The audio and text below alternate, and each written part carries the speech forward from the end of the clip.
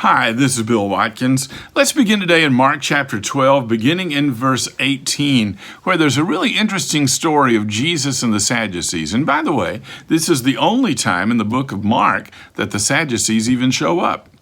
Then some Sadducees who say there's no resurrection came to him, and they asked him, saying, "Teacher, Moses wrote to us that if a man's brother dies and leaves his wife behind and leaves no children, his brother shall take his wife and raise up offspring to his brother," which, by the way, is true. Deuteronomy chapter 25, verses 5 through 10 made that really clear.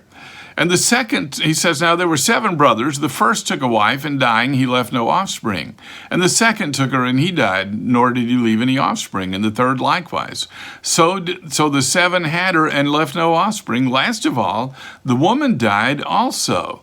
Therefore, in the resurrection, when they rise, whose wife will she be? For all 7 had her as wife. They are sure they have caught Jesus now.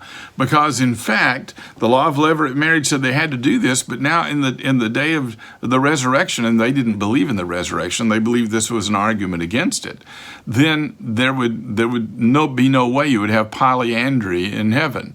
So Jesus answered and said to them, "Are you not therefore mistaken, because you don't know the Scripture nor the power of God? For when they rise from the dead, they neither marry nor are given in marriage, but are like the angels in heaven. But concerning the dead, they that rise, have you not read in the book of Moses, in the burning bush passage," that's, by the way, chapter 3 of Exodus, "how God spoke of him, saying, I am the God of Abraham, the God of Isaac, and the God of Jacob. He's not the God of the dead, but of the living.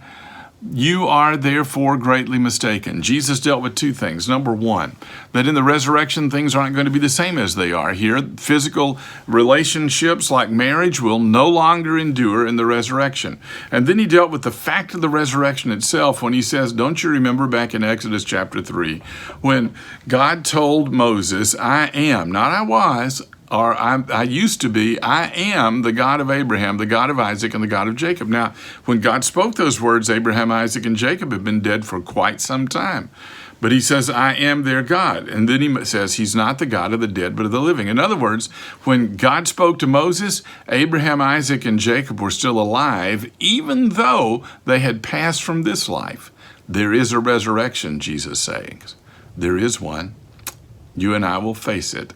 And it's going to be glorious for the child of God. Be ready.